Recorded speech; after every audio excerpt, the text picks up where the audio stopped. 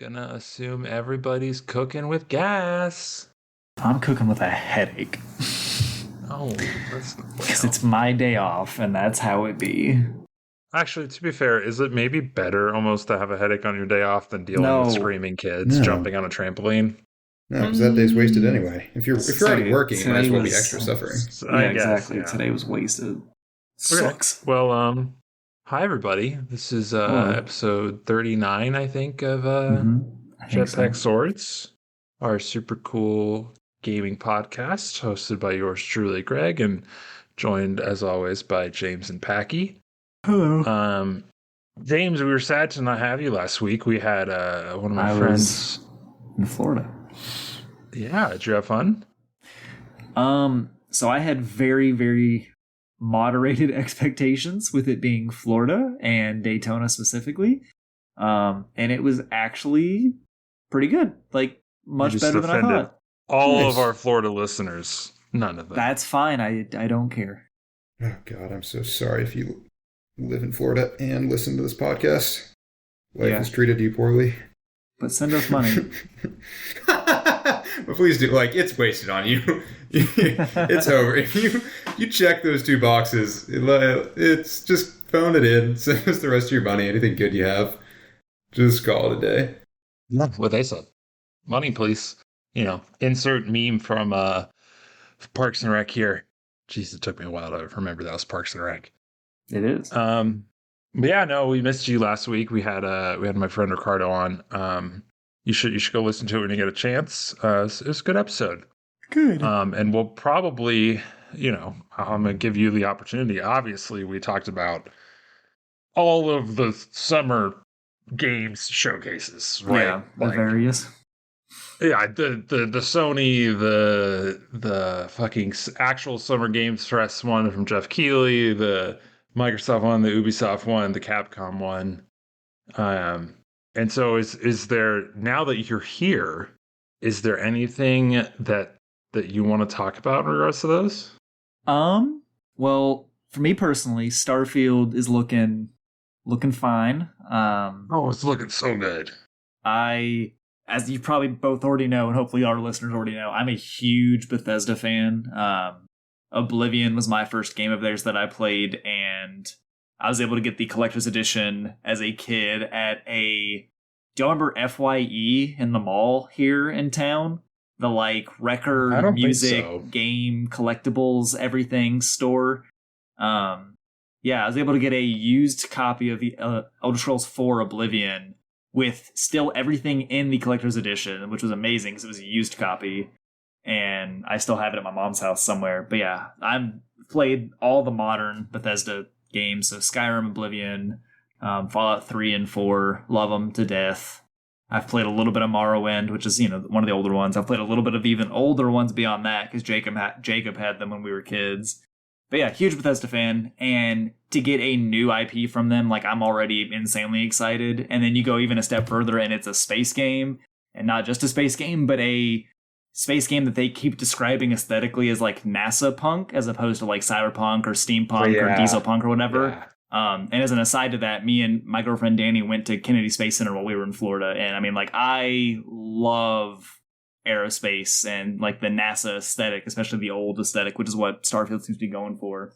And then watching that deep dive, the 45 minutes walkthrough with Todd Howard and everything, it looks so good. And I'm a little disappointed about the 30 FPS lock they've got on the consoles, but it'll be fine. I don't have the money for it, but I did look into getting the collector's edition that they announced because it's got the cool smartwatch. Yeah, I was not able to get one, but I did get the controller, which is so pretty. I'm probably not going to use it until Starfield comes out, but I love it. Beyond that, I mean, I don't even remember exactly what all got shown off, but Dragon's Dogma 2, excited for that. Remnant 2 got its release date, I saw, which is next month, which is crazy. No, yeah. I don't know. It looks so good. It looks so good. I think the Sony showcase a while back was pretty good. I kept seeing people being disappointed by it, but I thought it was a really good showcase for Sony stuff. I thought the Microsoft one and the Starfield one were great. I didn't watch the Nintendo one today, but I saw like some of the posts about the stuff that got shown off, and I mean, it looks like Nintendo stuff, so good stuff there. I'm excited for the new WarioWare game. I'm not going to play it or buy it, but I'm still excited by the fact that they make WarioWare games. Yeah, I agree with that. I didn't play the most recent one, but I've seen a lot of it played, and it is WarioWare, and I've always liked those games when I was a kid, so so it's cool. Yeah, I'm excited. I'm pretty sure I'm going to end up playing the new WarioWare because there's a guy around here, Max, who really, really likes them. Mm-hmm. So I think we've played all of them pretty recently. Did anything else get announced? I saw that, and what is it? Pikmin 4. Pikmin 4 is already announced, but they showed more of it. And then there's the new Super Mario Brothers Wonder, I think is what it was called. Or Super Mario Bros. Wonder. I don't know. It's another new one. And then there's I don't know if it's a remake or a sequel of the Mario RPG game, which is... It's a remake. That was the one that I saw. Yeah, like that's crazy that they're bringing that back. That's by Square Enix, right? That's what Jacob said today when we were talking about it, yeah. Which is very interesting because obviously, he's a big Square fan. I mean, Square Enix is do you know, is it developed by them or published by them? Back then it must have been published. Because back when that came out, they were really small. Yeah. That's an OG game. That's why nobody thought it was ever going to get remade. It's just so incredibly old.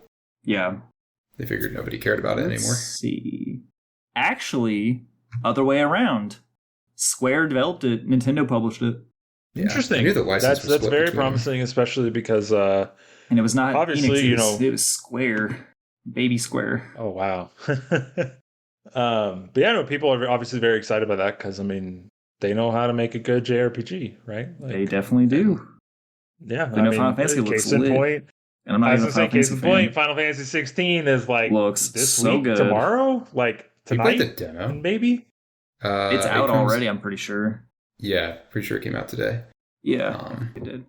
Yeah, I knew it was good because there's a guy at work who he plays games. We'll talk about them occasionally, but he's just one of those types who and it's across everything. He dislikes most things and only likes a couple things. And even the things he likes, he's pretty okay on. So, I talk to him, and most of the times he's just dumping on modern games. And, but he reached out and was like, have you played that demo? It's actually pretty good. We carpooled with someone on the way to and from work today.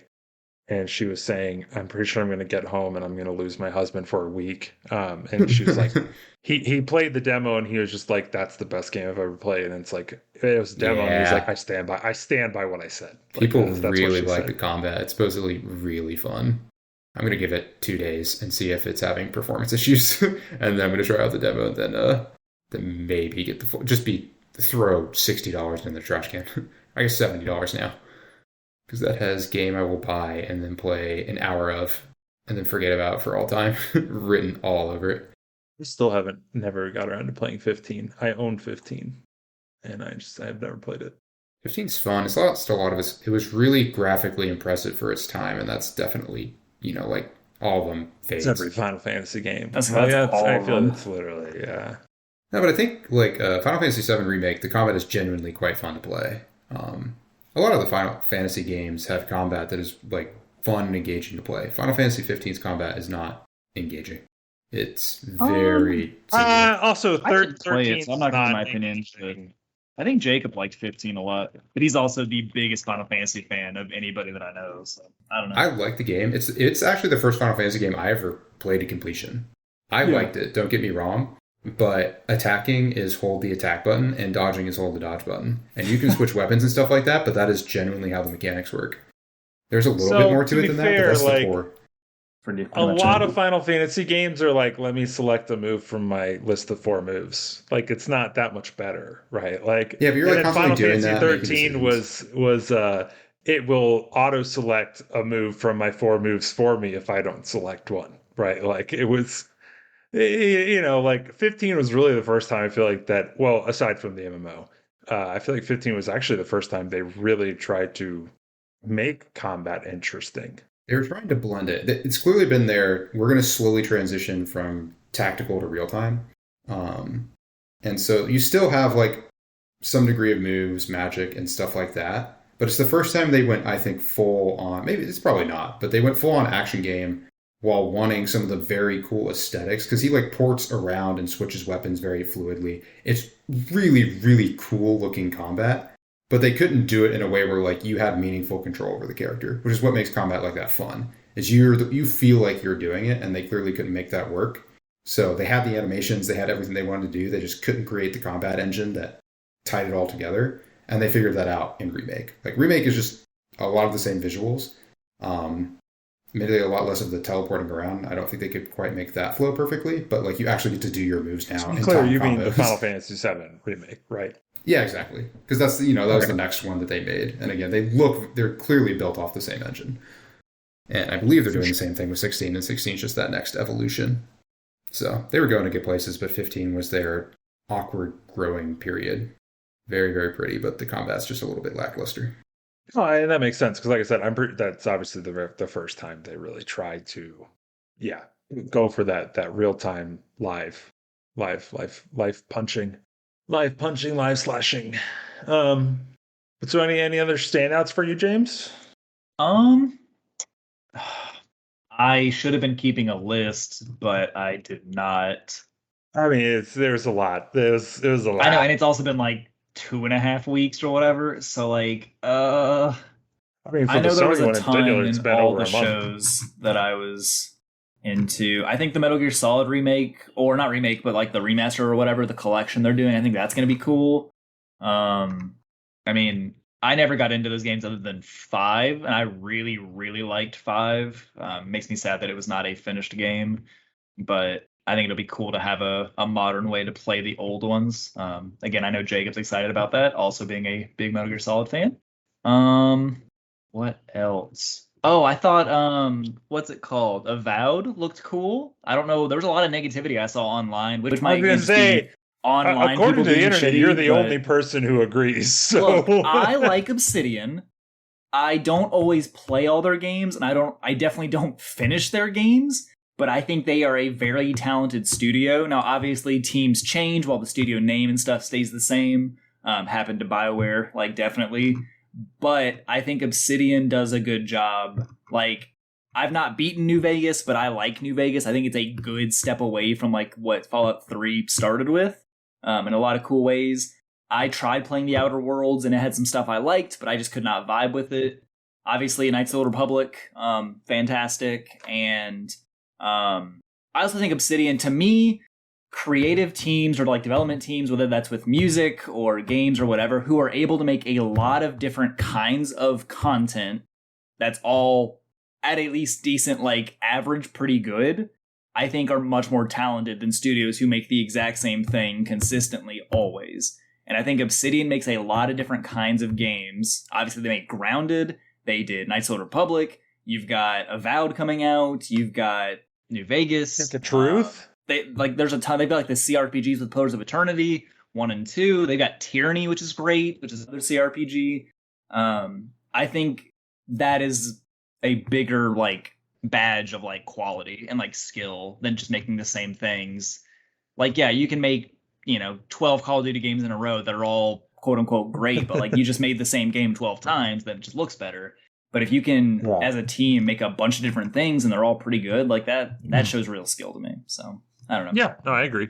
I mean, my hot take is I'm more excited for Avowed than I am for Elder Scrolls 6 because they were very upfront about like Avowed is not it's not an Elder Scrolls game, right? Like it has a lot of look and feel of an Elder Scrolls game, but like in terms of scale, they were like, no. This is not Elder Scrolls scale, right? Like this is much smaller. And as a result, like I'm actually way more excited for Avowed than I am for Elder Scrolls 6 because I know for a fact I will not beat Elder Scrolls 6 because I do not have the time for that. Or the attention span.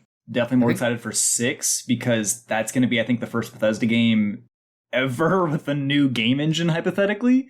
That's what they keep trying to say. So that alone makes me very excited for 6. Is Starfield not a new one, actually? No. It's the same engine they've been using since Oblivion. Yeah. I know. That's impressive because not to be like, extra loud about it, but like they just keep using the same engine. No, it's and it quite frankly, has shown in all of their games, Oh, for arguably sure. except Starfield. That's why I was kind of surprised. I was like, this I mean, looks. it's going to be a Bethesda game, and that's fine. I love Bethesda games, even with the bugs and everything. I adore what Bethesda does. But yeah, like, Starfield is still the same freaking engine. Yeah, Peck, you were Yep. saying something about Avowed. Sorry, didn't mean to cut you off. Ah, no worries. I, having seen very little about Avowed besides quick gameplay clips, where because of the engine, because of how their combat works, it does look very, very similar to all the Elder Scrolls games. So I'm curious what makes it so different. It's just scale. That's all. So it's just a That's smaller really game. the only difference. Maybe more Yeah, combat it's just a focused. It smaller looked game. like there's more variety. Maybe.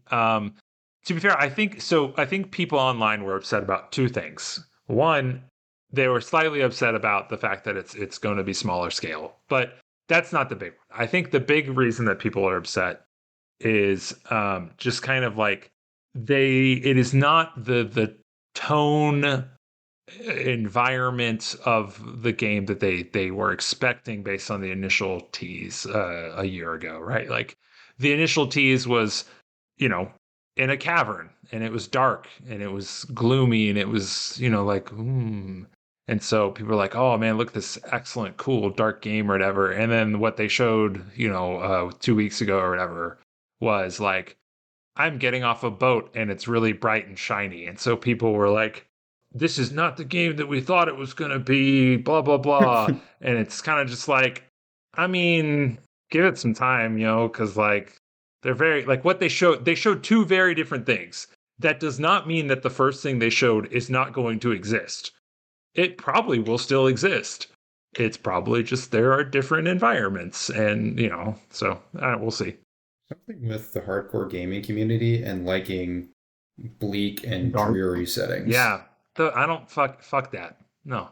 Have you seen I hate this is a total tangent off of the game show stuff, but have you guys seen any of the stuff about this game Fear and Hunger that has started to get attention? No. I don't think so, no. One of it's similar, it actually plays off of that, in that like people like the bleak and dreary and like Dark Souls. Like I think that the hardcore gaming community and that I was gonna aesthetic say from Software definitely like brought that to like wide popular, like what people expect, I feel like. Yeah. And even, old Diablo games were similar, right? Like those were seen as hardcore games in the time. That was the aesthetic. Yeah, especially. Yeah. People like are disappointed in 4, and that 4 like starts to touch on that again and like have that aesthetic and have that very gritty story and, bleak, just horrible world. But then you get dragged out of it by like the battle pass and stuff, people running around with a rainbow trail and dressed up like, what is it? The description, a Chuck E. Cheese automaton was my favorite description that I saw of one of the skins. But yeah, Fear and Hunger is this like very, very, it's another indie, I would not say darling yet, but it's just caught the attention of some people and is like, it's just another, did you guys see anything about Dark and Darker before that got shuttered? I did. It looked interesting. Yeah, it looked like pretty interesting. Again, had that aesthetic, and part of the appeal was both the aesthetic and the fact that it's just brutally difficult and very, very unforgiving. And add in the player versus player Tarkov element, and people just love that. And so Fear and Hunger is just a dungeon crawler that has that aesthetic, but takes the brutally hard and just turns it up to, 15, which is why this has gotten popular. It's gotten popular in like YouTube clips of, fucking masochists who will play these games and record it and watch other people, watch them lose an hour-long dungeon crawl because of a literal coin flip, which I really appreciated. The game simplified, like, it has like roguelike elements. It's a dungeon crawler with roguelike elements that is really, really difficult. Throws you in, I think, very in the Dark Souls vein. And I think another part of why people like it, it tells you nothing. And it throws you in, like, one of your first choices, I think, on the clip that I saw, was you're on a boat. You can either go and eat the other people who have died during this long trek, or leave and go to the deck. And if you choose to leave and go to the deck and not eat the other people, you still lose your mind listening to other people eat humans, because it's trying to put you on this, and it gives you a trait for that you sound strong, and then you encounter your first enemy and it runs you over.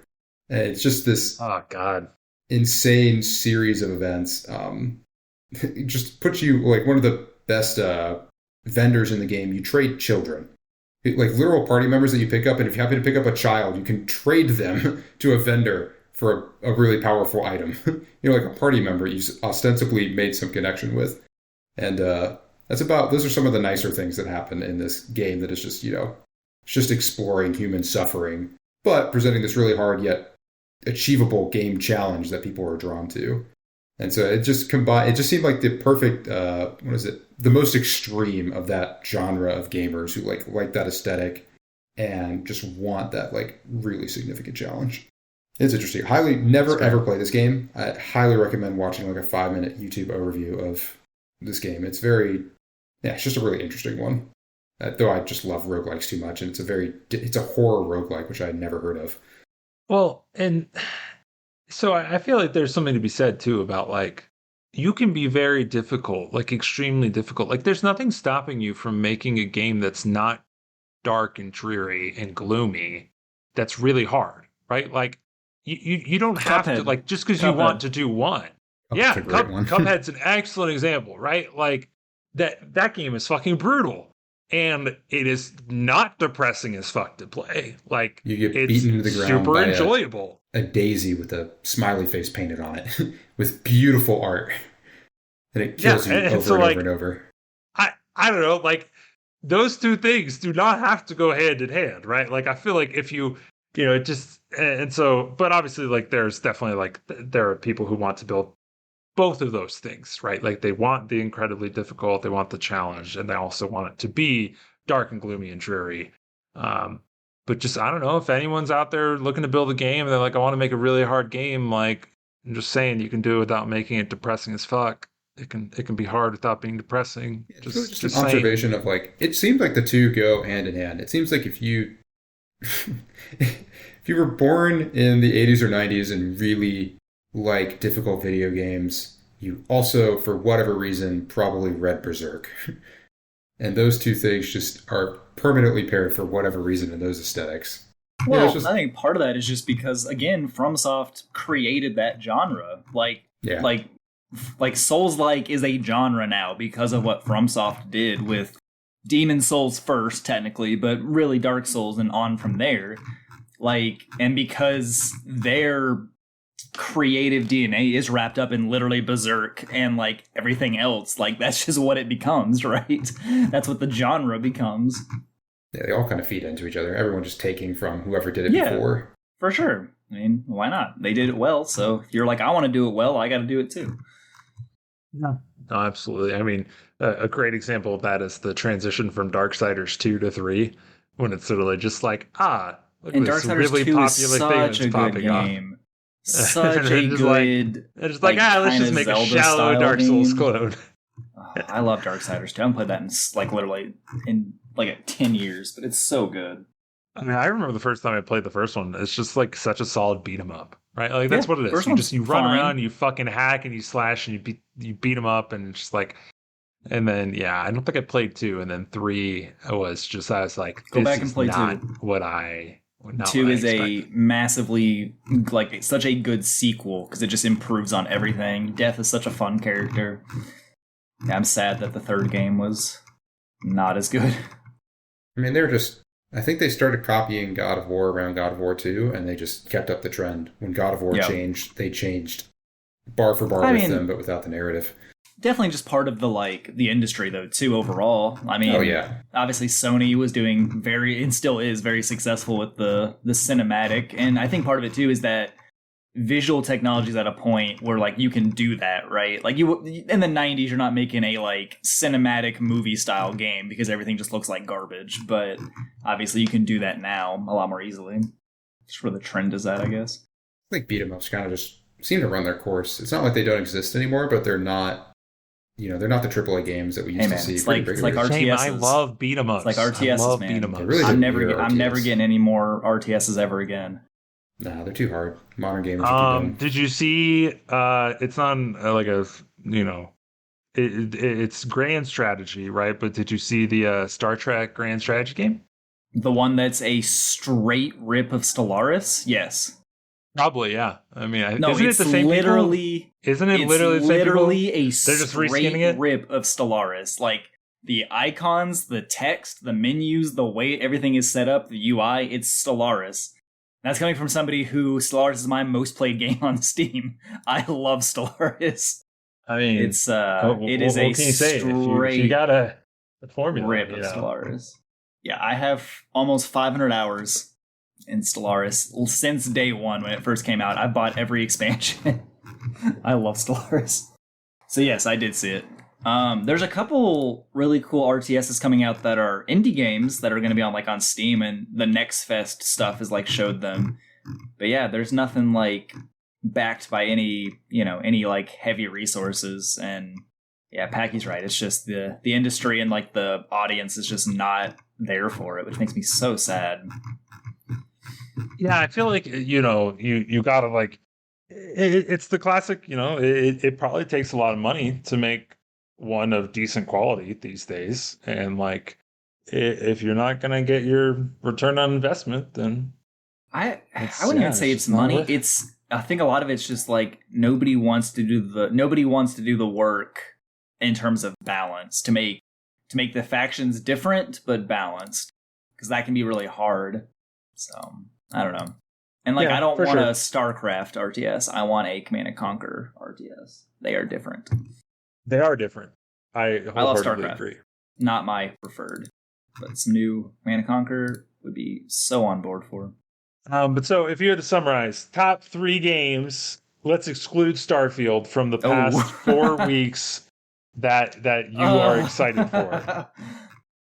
Remnant 2 is 100% up there for sure. Hell yeah, that's right. I guess Avowed. I mean, I'm excited for it, but I'm not I'm surprised that makes the top 3 though, right? I mean, I like Obsidian, and the thing is I love Pillars of Eternity's world, the world building of those games. I absolutely love. I remember when that game originally was just a Kickstarter that Obsidian was doing on the side to make that universe for themselves, and so I'm excited to play a Skyrim first-person style Pillar. It's set in that Pillars world. I think that's gonna be super cool. I honestly, I'd say Dragon's Dogma 2, Remnants, and maybe Armored Core probably are my most excited that are not Starfield coming up. Armored Core. Yeah, have you not seen it? Go watch all the stuff right now. Armored Core 6, dog. All the things. It looks so good, and it comes out in September.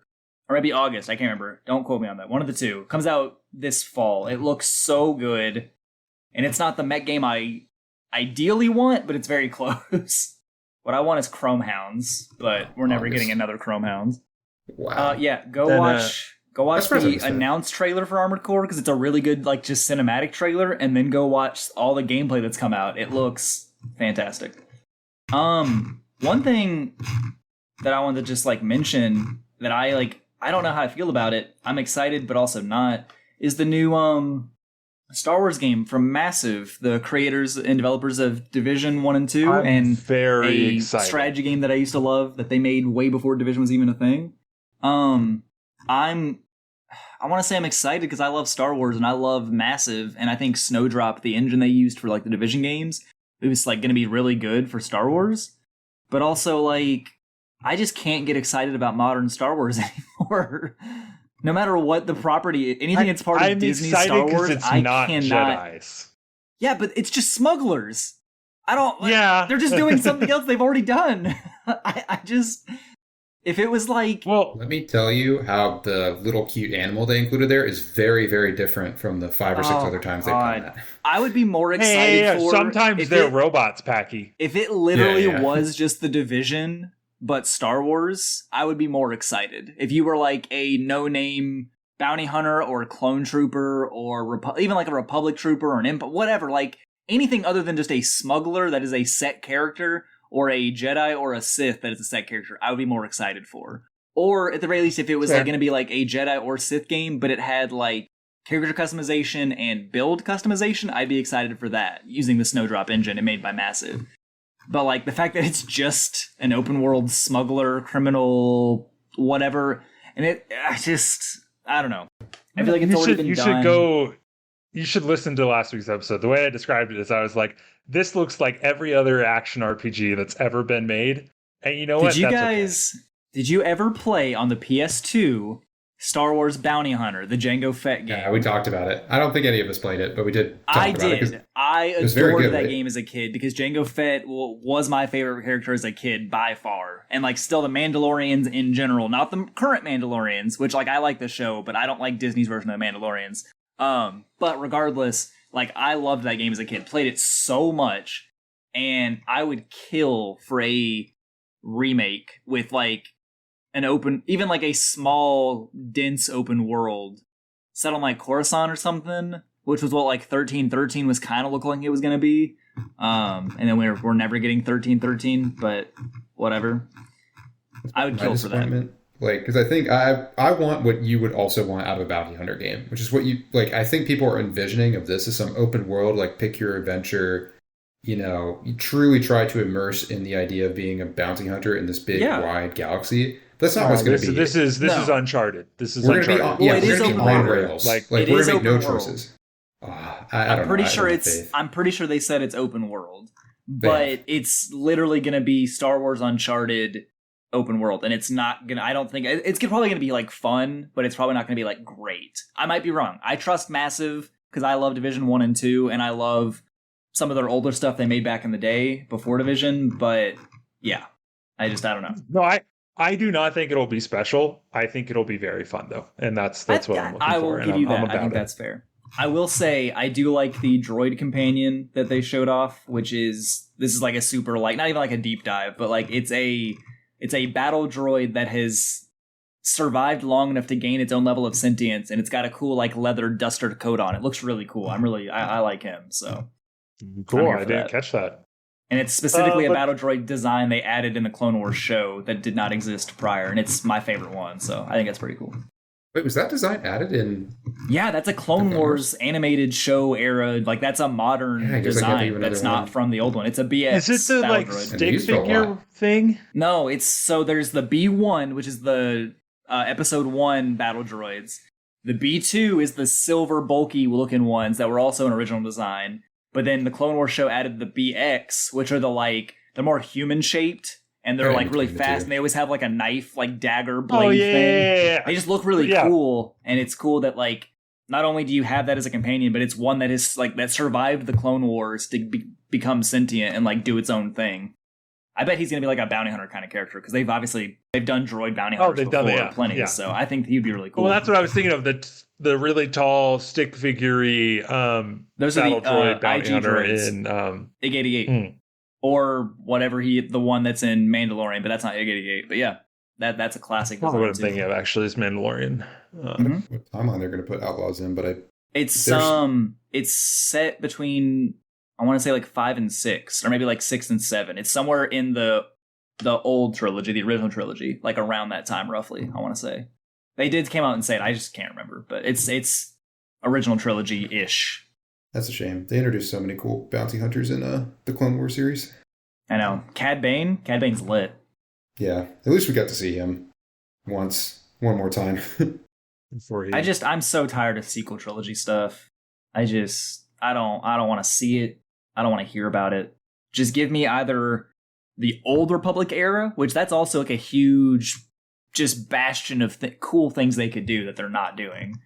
Give me an Old Republic Clone Wars style show, please. That'd be fantastic. Yeah. I mean, the best thing Disney's ever done with Star Wars is the final season of Clone Wars. Like, and it's not even close in my opinion. Yeah. The final season of Clone Wars is hands down. Season like 5 on of Clone Wars is, or maybe like 4.5 is fantastic. The like Mandalorian arc, the Mortis Force planet where it's got like the brother and the sister and the father is super cool. Cad Bane is cool. Yep. It did ruin Grievous, though. The only reason the final season is better than those is just it is newer and it had a higher budget. That's the only reason the final season was the whole Maul arc with his brother on Mandalore is fucking awesome. That one's really cool. That's when they literally coup the planet, and then Palpatine shows up and he's like, "You can't do this without my permission," and he fights them. Oh, it's so good. Yeah. It's the only Palpatine and fight everything that's cool. Maul. I love Maul. I love Maul's arc. There's a really great too. YouTube video out there that sums it all up. I think in a really, really cool way. I haven't watched Rebels, but it finishes in that. But I've seen the clip where it finishes in Rebels, and it's so good. Rebels is pretty good. It's not as good as Clone Wars, but it's pretty good. They just keep lowering the age of each series. Clone Wars like started off super like kid friendly and then becomes like, you know, something that anybody can enjoy. Rebels is like a step down from that, and then Resistance is even further step down from Rebels, which is crazy. I mean, it's what is it? The fact that we've transitioned from LucasArts to Disney, right? And part of why you won't see a lot of the Star Wars content that you want is they like ultimately their goal is to appeal to children and families. Yeah, because that's what makes money. I know. I still think the absolute best Star Wars content ever is the 2D 2003 Clone Wars series. I was going to say, you said Grievous, they ruined Grievous, and I was like, that is the only place where he's cool. That is the single best version of Grievous because he's scary, so fucking and I love intimidating. him. They turned him into a mustache-twirling villain in the fucking modern Clone Wars, and it sucks. Yeah. It's garbage.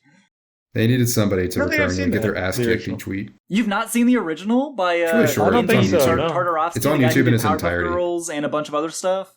Guy who did Hotel Transylvania also. I'll have to go watch he's that, wild. yeah.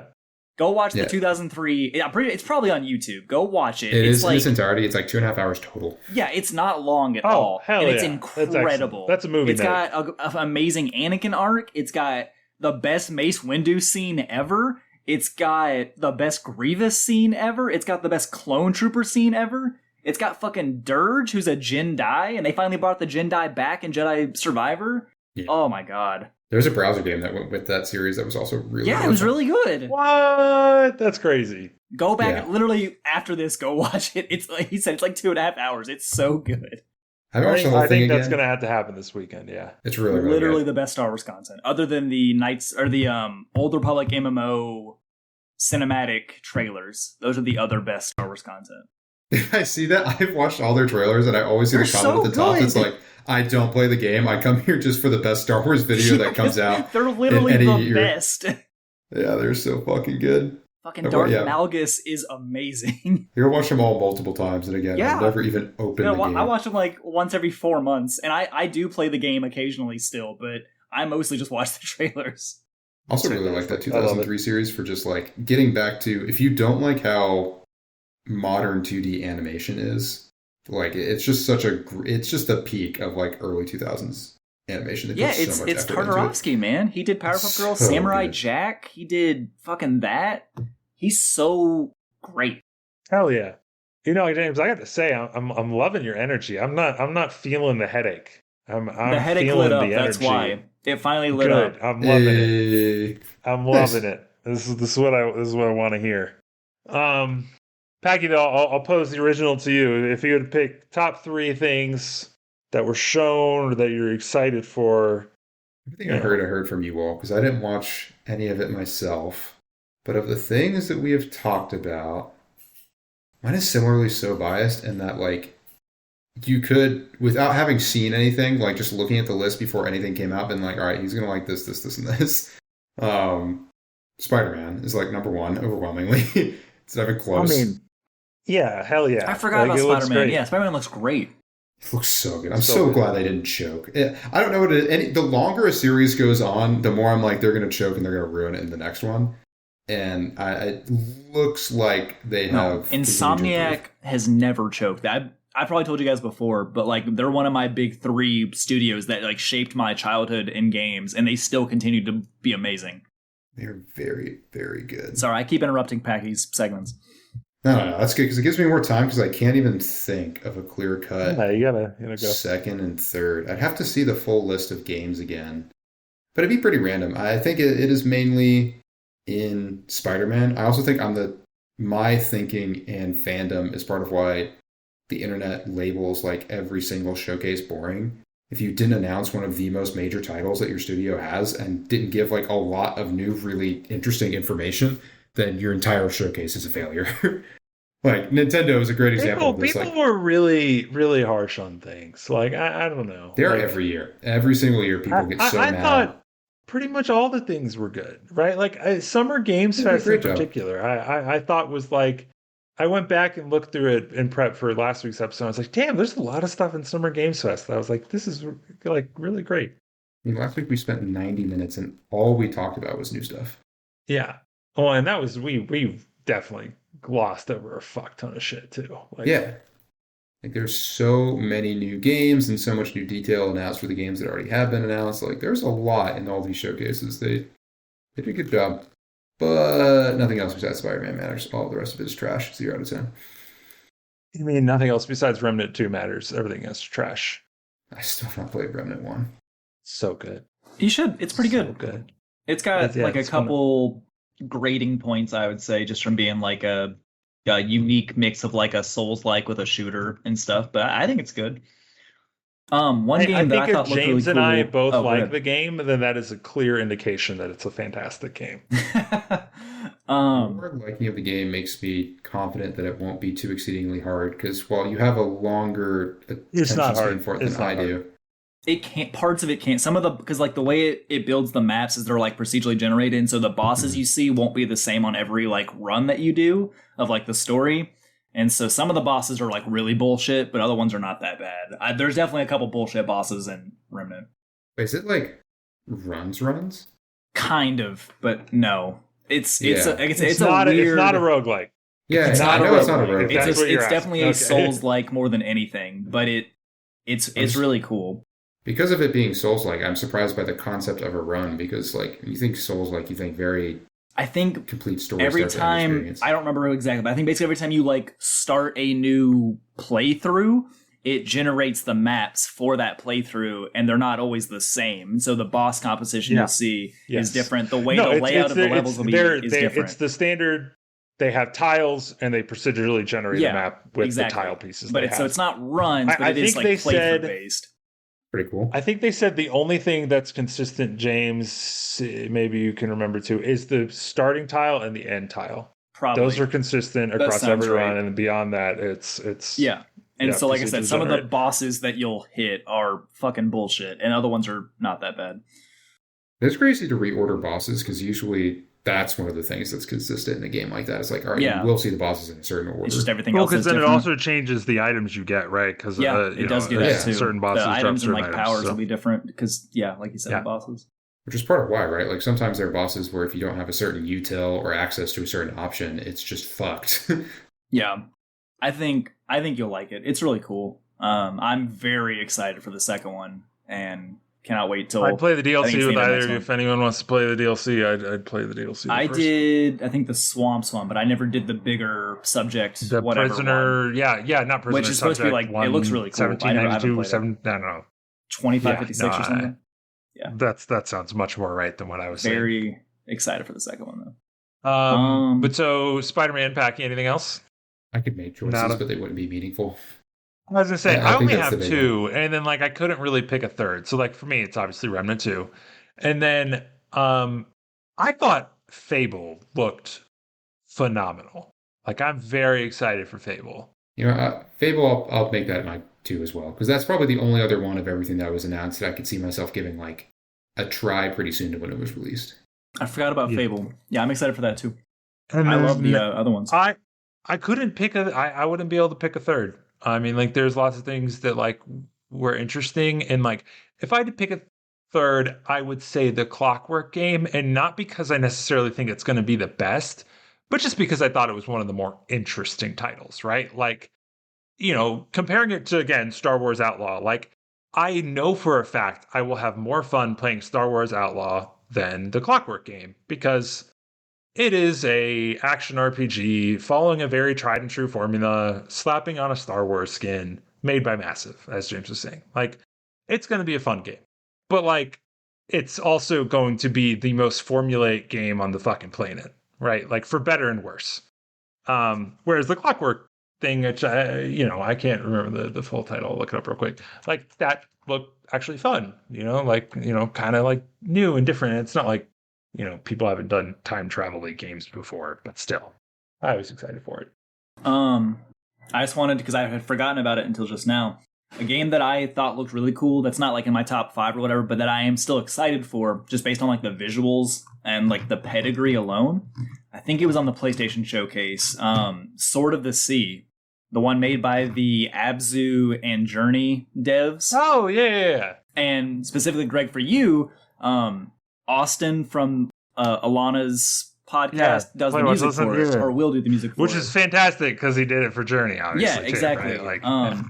Like I'm so interested in this that I actually went and one of the previous games they made called The Pathless, which is a like archery running I open world played game. some of it, yeah. Yeah, I bought it before we went to Daytona, and I played a little bit today. It hard crashed on me, but I'm not marking it down for that because what I did play of it was really cool. But yeah, so I'm playing through that game right now, and I liked Journey fine, and I never played Abzu, but it looked cool. But yeah, the Sword of the Sea trailer made it look really cool. So for a very small game, I'm excited for that. It's interesting that you said you bought it before heading to Daytona, and you didn't play it while you were there on your way there. No, because I was the playing only time- Diablo before Daytona, and so I bought it while it was on sale, and then when I got back, I was going to play it. So the reason I said that was interesting though is because when I played the Pathless was over a year ago, I think. One of the times I was traveling, it was actually the exact same thing I did going to Alabama when I did a trial of Apple Arcade, and this time I played Teenage Mutant Ninja Turtle Splintered Fate. And when I did it over a year ago, the main game I played on the plane was the Pathless. That was how I played it, actually. And it plays great on phone. It was the exact same thing, right? Like, I played it with a controller, put the phone in the controller clip, and like it played exactly as it would as if I was playing on a console. And like it was pretty fun to play. And I mean, yeah, it wasn't like groundbreaking or crazy or the best game ever made, but like nice, fun, game, interesting world, decent gameplay, nice and smooth, right? So and then obviously Starfield. Like, I mean, that's really the number one, but it feels cheap to say it's the number one, which is why I just excluded that from all the other stuff. So I'm ready to be disappointed. I'm ready to be disappointed because I've mentioned before, obviously, I quite frankly am not the Bethesda fan that you are. And so like the fact that I am excited as I am by Starfield. Have you finished a Bethesda game? Have I finished a Bethesda game? No. I'm trying to think of the closest I've probably gotten. The closest I've probably gotten was not them. It was New Vegas. Yeah. And then the second closest I'd probably gotten was Fallout 3. Actually, I got pretty far in Skyrim. Too. Like originally, like in high school when I had, the time and the willingness to sit through 100 hours of, 100 hours of that. Love. I couldn't even tell you guys how many times I've played through and beaten and done almost everything in Skyrim and Fallout 4 and Fallout 3 and Oblivion. I adore those 4 games so much. Nice. But I'm doing another Skyrim playthrough right now. You haven't beaten New Vegas, right? I've not beaten New Vegas. That's crazy. That's I really says like. one of the best. I know. It just does not. I think part of it is that I struggle even going back to Fallout 3 now. That was a high school game for me. That came out our freshman year of high school at Henry Clay. I remember being in geometry class and being excited for Fallout 3 because it wasn't out yet. And going back to that game is tough now because it is definitely dated, even though it's not like really that old overall. And New Vegas is more manageable than 3, but it's definitely still like a old feeling game. I like it. I just haven't beaten it yet. I own all the DLC too. I literally have all the content, and I just got to sit down and like force myself to do it. I remember looking at actually, Oh, go ahead. Go ahead, Becky. No, Mike, you first. The one I keep seeing whenever New Vegas kind of comes into, like, makes it onto some post, is the top comment is go install this one mod that combines New Vegas and Fallout 3 in a seamless experience and improves a bunch of shit. I know. I always see that too. I've never done it, but it's supposed to be really cool. Yeah, it might be the way to do it. Though it also looks like it's going to take like 100 hours. I mean, yes, that's the problem. I remember why I never beat New Vegas, though. New Vegas was, I had 2 really early experiences with games that don't have autosave or have really shitty autosave. And one of those was, and I love it dearly, and it was nowhere near as bad as New Vegas, but it was Mass Effect 1. And I lost, there was some mission, I don't remember what it was, but like, I died and it was like 30 minutes from the last autosave, and I was really pissed and I put it down for the longest time. But I eventually obviously went back and beat Mass Effect 1 because it's a phenomenal game. But New Vegas, I remember why I didn't beat it. I lost 2 hours, and that's my own fault. But it was too hours.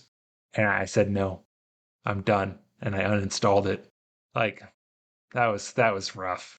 Please put in autosaves in all your games. Thankfully, all new games have regular autosaves, but like, seriously, maybe it was like an hour and a half or something, right? But it was way more time than I was ever willing to put in to do the exact same thing I just did because I got gimped by a fucking death scorpion fuckface in the middle of the wasteland, and I was just like, God damn it. Sometimes it's just like a principle, right? Like, even if you know it's not that much time to go back and like get your progress, you're like, no, fuck this, I'm not doing this. No, like, it's literally like, it's just like, and that's what I'm saying. It's like, maybe it actually wasn't 2 hours. Maybe it was only an hour. But like, over the years, I've exaggerated in my head to up to 2 hours. But like, it was enough time that I was just like, there's, and like, because I mean, it was probably the same thing. It was probably high school, right? I was playing it. And I was like, there's no reason that like I should have lost this much time. Like, it's like the only reason I lost this much time is because you only put in autosaves when you transition an area.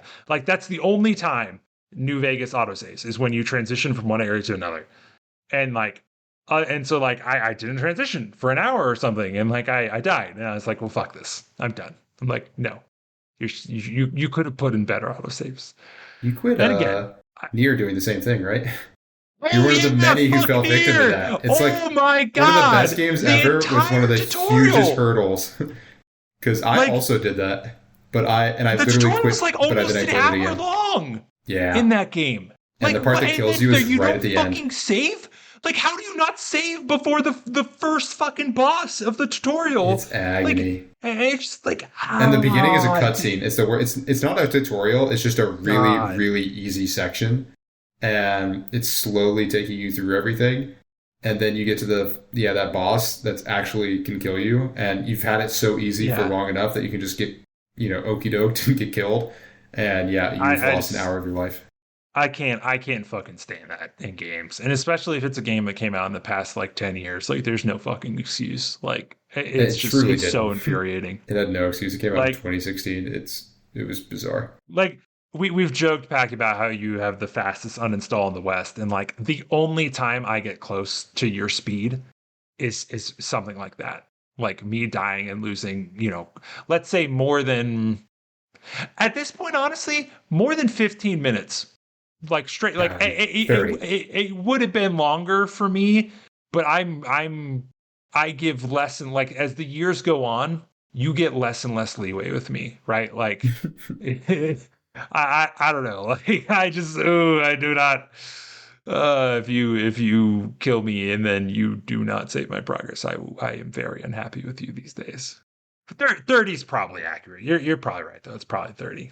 I feel like after 15 to 30 ranges where you're like really annoyed, right? You're complaining, you're mad, but you still exactly. I'm run like, the game again. Like you're right. 15 to 30, I quit it and I turn off the console, but I don't uninstall it. Yeah. 30 and above, complete instant uninstall. Like I'm just like, no, I'm done with you. You're a bad game and you should feel bad inside.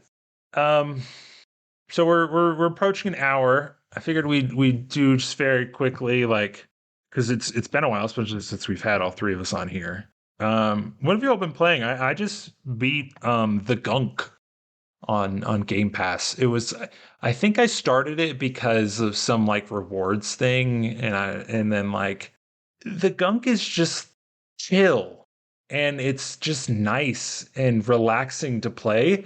And I was just like, I want to play this more than anything else. And it was like so easy and like, yeah, it's just chill and easy. And it was a nice, fun little story. It's just like very linear, like you're exploring what happened to this alien planet and stuff like that. And just like super fun. Would highly recommend The Gunk if anybody's looking for a very chillaxing game to play. Anybody else? James, obviously you mentioned that you bought The Pathless and you were playing Diablo 4. Yes, so I didn't play anything last week because we were gone, but before that was the Diablo 4 release. I put in a lot of time on that. I've got 5 characters all running. I've not beaten it yet. Ah, damn. Not even in the end game yet, because I'm the kind of person who, like, I don't treat Diablo like an ARPG, like in my head, where you're just like, you go in, grab a loot, and leave. It's a isometric RPG, like a real-time RPG to me. Like I like the Diablo world and like the lore and stuff. So I actually like scrounge around and like read the flavor text and try to like see cool things and stuff like that. Lore's really good this time around, right? I think so. I mean, like I the only person in the world the lore is always good. who loved Diablo 3. I love Diablo 3 so much. No, you're not. You're not. Don't listen to the internet. The internet's wrong. It's just more it's people like just Diablo 3 than Diablo 2. Like Diablo 3 is really popular. It is a really Diablo good 3 is game. great. I liked the art direction of 3, and I like 4 to me, like I've probably said before, it feels like a really good mix of 2 and 3 together, and I really like it. So yeah, and then I played a little bit of the Pathless before it decided to hard crash in the like opening area, but I probably played like a 30 minutes and it was pretty cool. I'm replaying, or maybe not replaying specifically, but I picked up my old save of Ghost of Tsushima today, actually. I transferred my PS4 save data over to my PS5, and I played like an hour or two earlier. And that Still game can't is believe that's a thing. really... I'm sorry, it's just so ridiculous that that's a thing. But continue. Really good game. I had forgotten how much I enjoyed it. How easy was That's coming good, back though. to it? It seems like such a hard game to get I'll back tell you what into. What I did was, because my previous save I had 50 some hours on, and I was like, there's no way I can Yeah. pick this back up. What I did was I played through the tutorial again on a new save, and then I uploaded my old one and went back in. And I'm definitely Smart. still like a little shaky, Smart. but like That's very smart. it worked. So yeah. Damn, that's a good But idea. you pack dizzles. I haven't been playing anything. There you go. I was going to say, I think the last time we did game updates are the last games that I played, which was Core Keeper and Hadean Tactics way back when. I gotta play more Core Keeper. Give it another shot. You're probably so close to the end. It is not a long game. I know, I've not done much. But I reached the point where I could see... I do this in any of the like survival crafty games especially, or games that are just like progressive, have increasingly progressive grinding. It's like you hit the final hurdle and it's like, all right, time for the super grind to wrap this up and beat the game. And I'm like, cool. I can see the finish line. It's not worth the 5 hours of grinding effort to get there.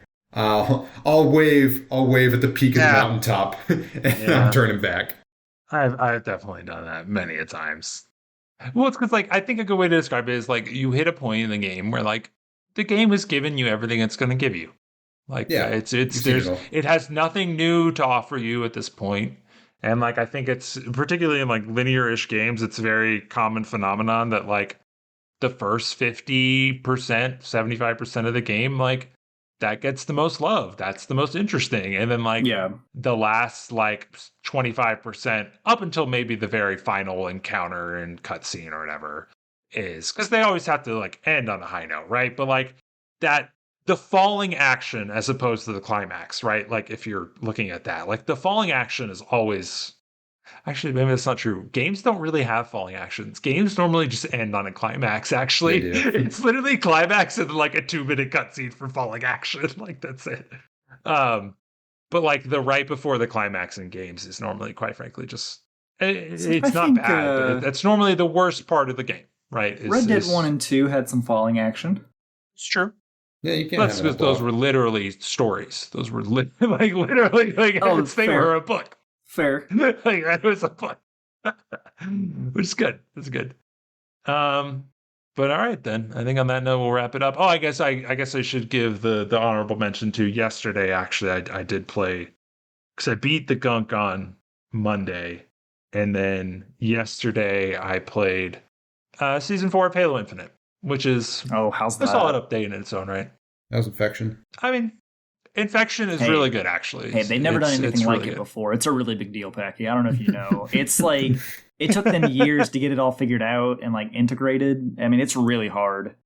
So you should show some respect. If anyone can't tell, James is being incredibly sarcastic right now because I am deeply disappointed absolutely with Infinite. ludicrous that Infection was not there on launch. It is a fun multiplayer it's game, ridiculous. but it is deeply disappointing as far as a Halo game. Oh, absolutely. Is it? Yeah. I mean, is there anything special to it? Does it feel better than Infection Past, or it's like cool, it's back? I mean, the cool, unique Spartan flood model is gone, which is lame. They have the Spartan taken over by a brute AI model, which is cool though. That's stupid. That's actively stupid. No, it's still cool. No, that's dumb. In terms of actual gameplay, Packy, it's good, mainly because obviously Infinite has equipment. And obviously Reach had equipment, but I think the equipment in Infinite's a little different than it is in Reach. And then notably the two, I guess, so the survivors in Infinite's Infection have the threat sensor, which is a great choice for the survivors, obviously. And then, so the alpha zombies have the shroud screen, the smoke screen, which is very terrifying, right? Like being a survivor and then like the alpha zombie throws down the shroud screen and you're like, oh, fuck. And then what do you call the non-alpha zombies? I never remember. The regular zombies. I don't know. They have the new equipment that they added in season 4, which is by far and away the best part of season 4, right? Like, yes, the state of Infinite is absolutely ridiculous. Like it's unbelievable that it is, even to this date, it's still like lackluster, and it's solid at this point, right? Like especially with Infection and all of that. But like the thing, I guess the big thing is like going from season 3 to 4. It's like they added Infection, which, as James pointed out, like should have been there from the beginning. Like it's stupid that it wasn't. So like that doesn't count. Like they don't get points for adding Infection, right? Like they get no points for that. And like they only added 2, developer made maps, and like sure they're good, right? But like 2 developer made maps for a season, I don't know, like feels kind of weak, just like it has been for the past ones.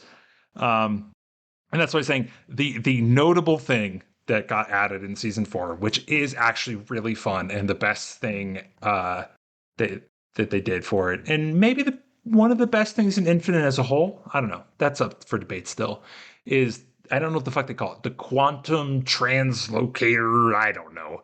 You put down a save point and then you can recall back to your save point. And so the non-alpha zombies in Infection have that as their equipment. So like they can put down the save point and like, fake out the survivors and then like, recall back to where they were. And I also realized that you put it down and then a timer, like you have a little countdown timer bar. And then when you use it again, that same bar persists, but then the actual equipment goes on cooldown and you can actually go back and forth between the 2 spots. Not infinitely, right? Because there is a cooldown, but as many times as the cooldown permits within the total time span. I don't know how long the total time span is, but like say cool. It's a minute, and then like the cooldown on the actual use is 10 seconds. So you could like go back and forth between the 2 spots, like, I don't know, 6 times. Again, those numbers are made up, but it's very fun. Like that equipment is actually super duper fun.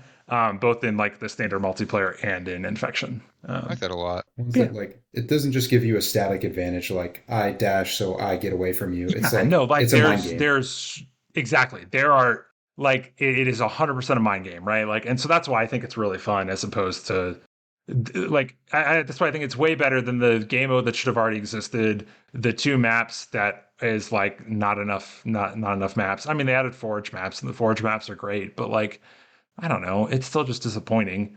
And then like that grapple hook is really cool. Like the really grapple cool. hook is really cool. It is really cool. But the quantum, whatever the fuck it's called, is cooler than the grapple hook, in my opinion. And that's why like it's by far and away my favorite part of season 4, if not the game as the whole at this point.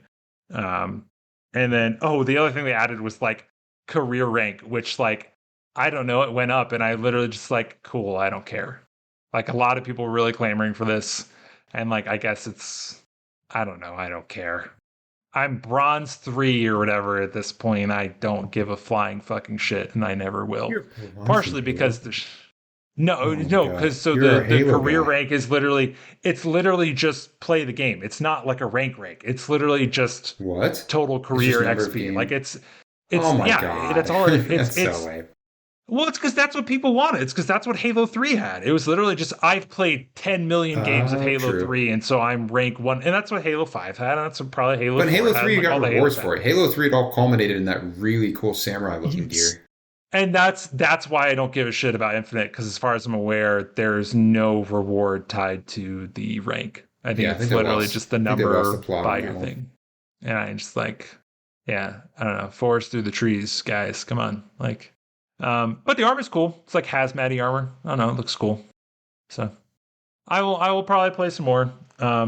It's just it's sad because I enjoy the game, but also can acknowledge that it's just an embarrassment.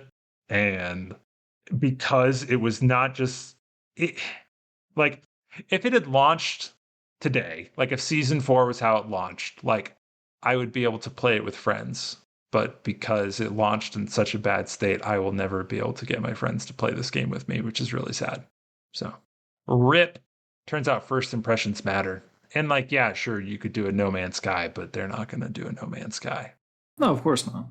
Yeah. Why would they? Yeah, for real. I mean, their prices are. The other thing is their shop model is just fucking stupid. Like, I look at the stuff in the shop and I'm just like, this is cool. It's not $10 cool. I'm like, I don't understand who is paying $4 for this camo for their rocket launcher or something. Like, get some better priorities, people. Come on. Like, go pay $4 for a pickaxe in Fortnite. Don't do that either. I mean, there are even but- ones in Fortnite, and the worst offender is Blizzard. Like, the skins in those games are so obscenely priced. Like, and people still get them. It's the one, my standards have definitely lowered over the years, but it's the one that I think people are justified in complaining about when it's like, they put up this $25 just dog skin.